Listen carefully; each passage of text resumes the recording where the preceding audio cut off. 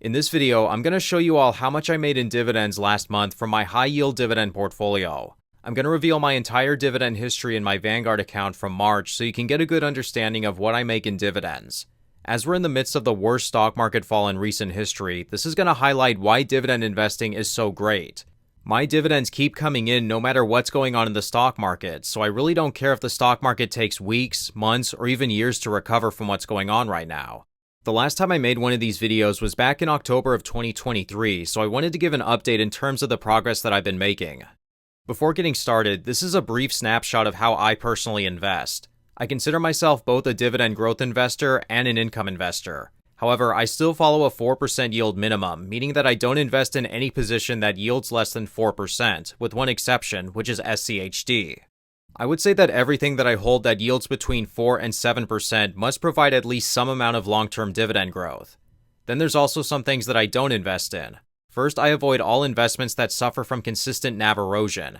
That would include some ETFs and closed-end funds like the Cornerstone funds. I also don't hold synthetic covered call funds, which would include YieldMax and Defiance funds. These fund companies could eventually come out with an investment that I like at some point, but as of the making of this video, I haven't been drawn to anything in particular that's currently being offered by them. I have other points, but these are the most important things in terms of what I look for that apply to all sectors and investment types.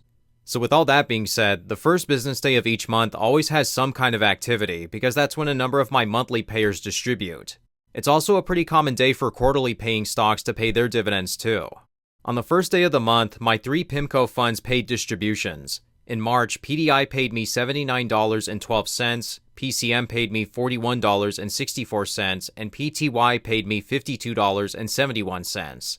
I'm still contemplating what I want to do with PCM as I might not hold it for too much longer, but I'm going to wait and see at this point given what's going on in the market. The good news is that because I'm so well diversified, it only makes up 1.88% of my overall portfolio, so it's never been a huge part of my portfolio to begin with. But I continue to hold PDI and PTY, and I still like both of these funds. Also on the first business day, I had 2 additional dividends, a regular quarterly dividend and a very small additional dividend paid to me from Enbridge. This has been an excellent performer for me over the past year, and it's been unfazed by a lot of the political drama going on. It's also a Canadian stock, so some of each distribution is automatically taken out for taxes. But when I file my income taxes, I always get the money back by filing Schedule 3. Enbridge paid $106.48 and then an extra 5 cents for the second dividend. It doesn't say why the second dividend was paid, but it looks like it has something to do with currency conversion or something like that. I also received one more dividend on the first business day of the month, which was from Pennant Park Floating Rate Capital. This is a monthly paying BDC that I've been holding for a couple of years. I haven't bought it too aggressively or consistently over the years because this company has always had a higher payout ratio compared to their peers. Therefore, I have viewed it as a higher risk position compared to Ares Capital or other BDCs. But this month I received $60.60 from PFLT. 2 days later, I received 4 other dividend payments. Sometimes during the first week of each month, I get my dividends from my 2 JP Morgan ETFs. This month, JEPI paid me $13.81, and JEPQ paid me $26.35. Although I'm already exposed to a lot of the companies inside of these 2 ETFs and a couple of other funds that I have, I've been content to keep holding them. I don't necessarily think it's wrong to be overexposed to some companies more than once in your portfolio as long as the strategy is different.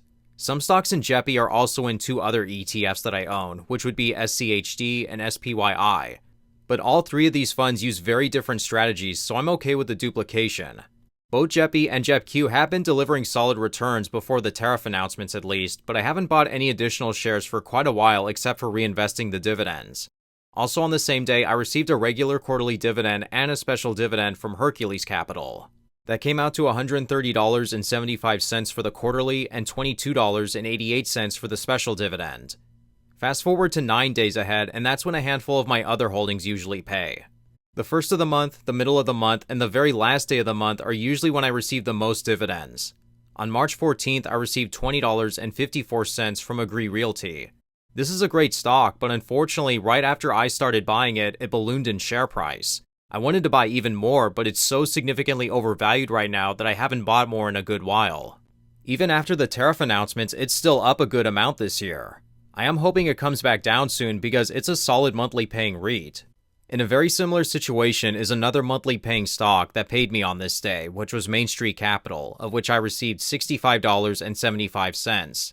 Again, this is a great company and it's the best investment I've ever made in terms of total return. But it's so significantly overpriced that I haven't bought any additional shares in well over a year.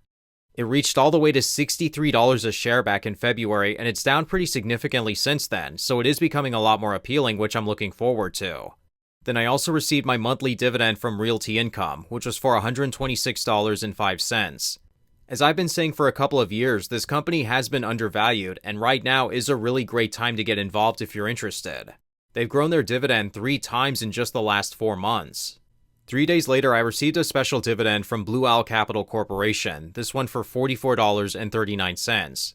Definitely can't complain about a bonus dividend. Their regular quarterly distribution pays next month though.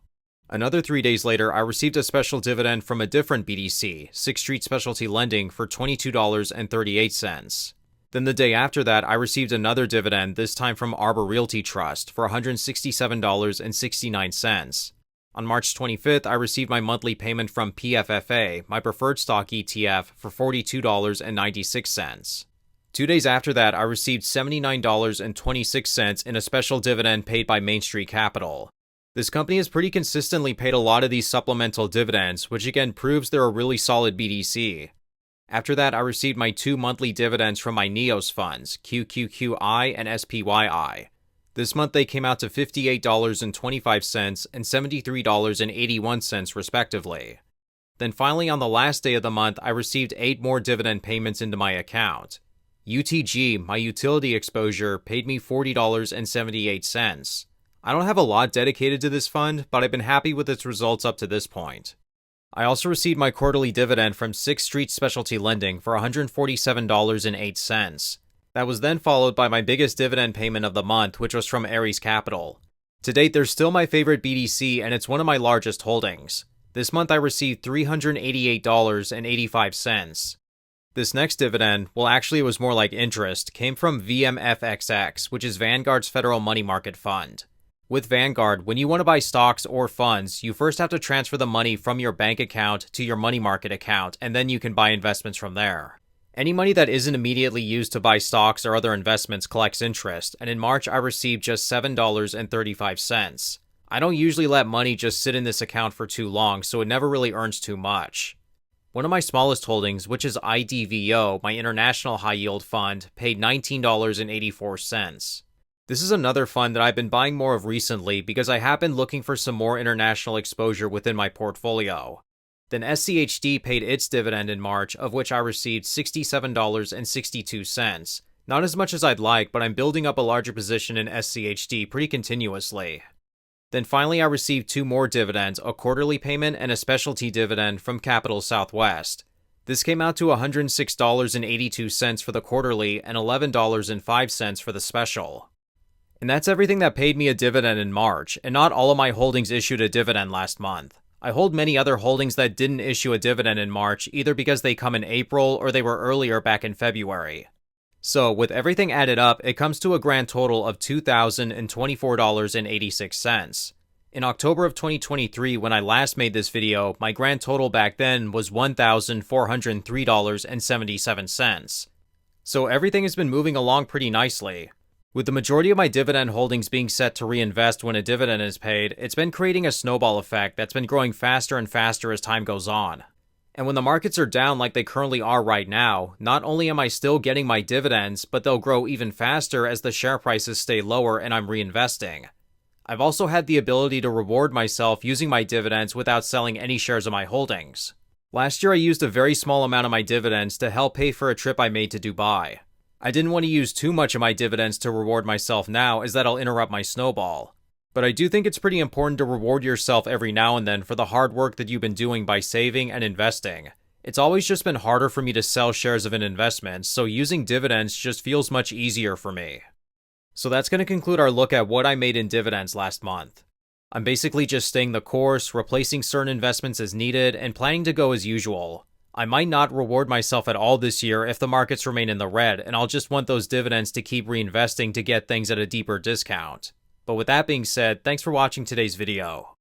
If you'd like to connect and also see what's inside my own personal dividend portfolio, then feel free to check me out over on our Patreon, where you'll receive updates and be able to talk to me and other higher yielding dividend and income investors.